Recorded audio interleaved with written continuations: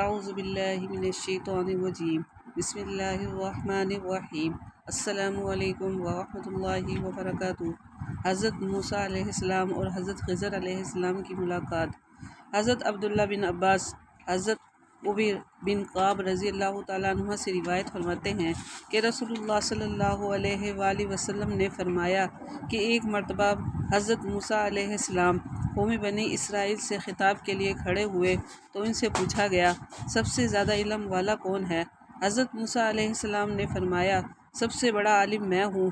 اللہ تعالیٰ نے حضرت موسیٰ علیہ السلام پر عتاب کیا، انہوں نے یہ کیوں نہیں کہا کہ اللہ تعالیٰ سب سے بڑا علم والا ہے؟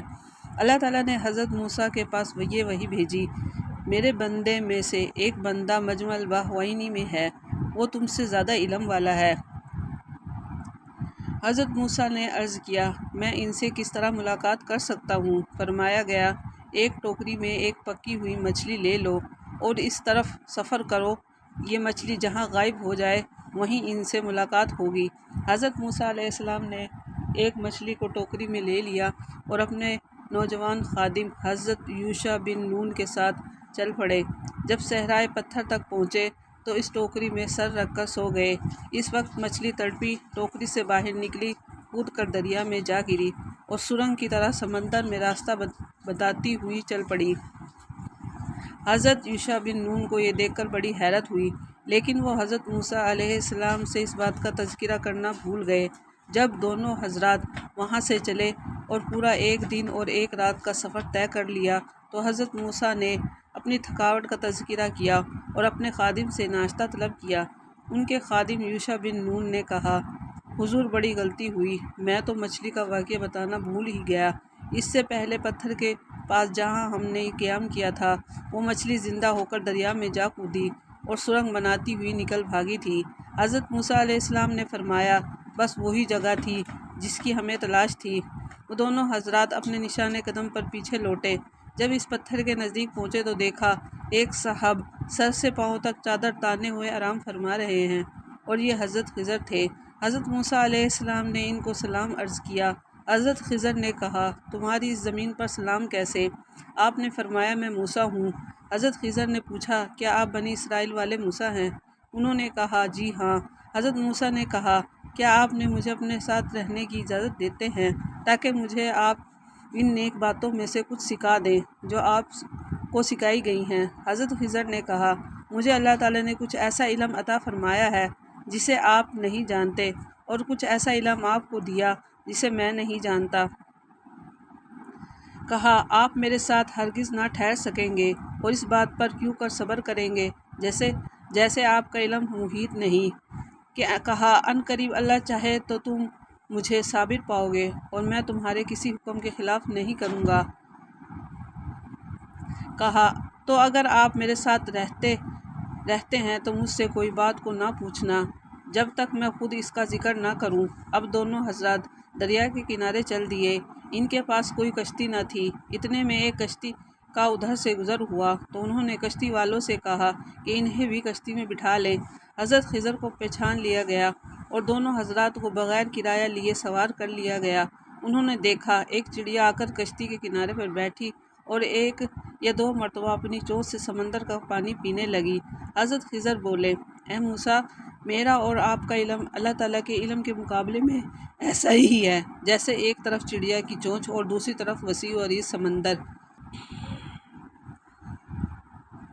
حضرت خضر کشتی کے ایک تختے کی طرف گئے اور تختے کو نکال دیا۔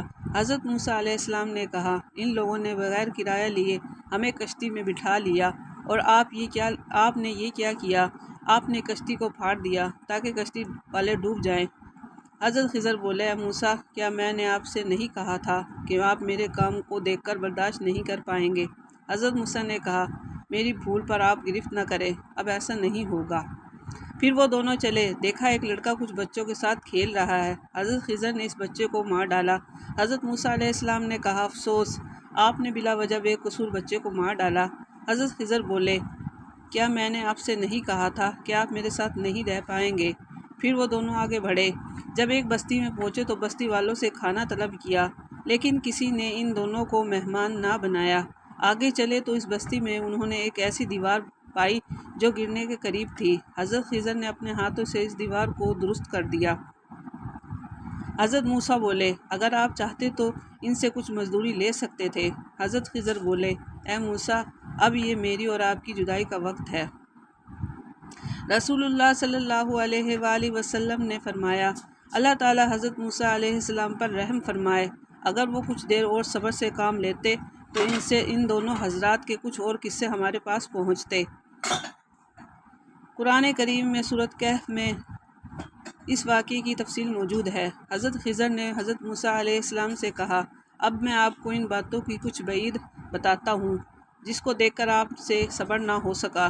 نمبر 1، وہ کشتی جس کا ایک تختہ میں نے اکھاڑ دیا تھا وہ کچھ محتاجوں اور نادار لوگوں کی تھی، اور اس وقت دریا کے کنارے ایک ظالم اور جابر بادشاہ بیٹھا ہوا تھا جو اپنے پاس سے گزرنے والی ہر صحیح و سالم کشتی کو زبردستی چھین لیتا تھا اور عیب دار کشتی کو چھوڑ دیتا تھا، اور اس کی موجودگی کا علم کشتی والوں کو نہ تھا۔ میں نے کشتی کو اس لیے عیب دار کر دیا تاکہ یہ کشتی محفوظ ہو جائے اور وہ ان غریب لوگوں کے لیے بچ جائے۔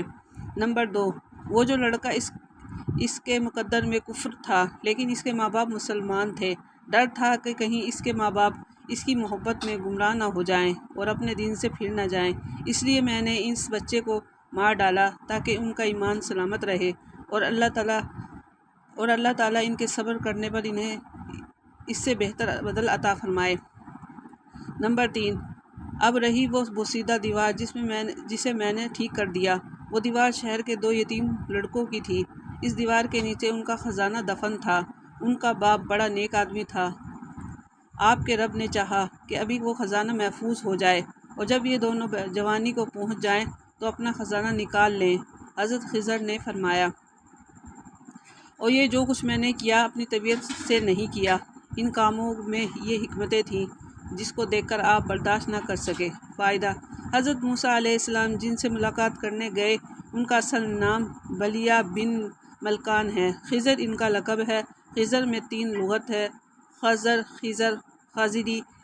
خضر سے مشہور ہونے کی وجہ سے یہ آپ جہاں بیٹھتے یا جہاں نماز پڑھتے وہاں کی گھاس اگر خشک ہو تو سرسبز ہو جاتی، جیسا کہ صحیح بخاری شریف جلد نمبر اول کتاب الانبیاء حدیث نمبر 3502 حضرت ابو ہریرہ رضی اللہ تعالیٰ عنہ کی روایت میں مذکور ہے۔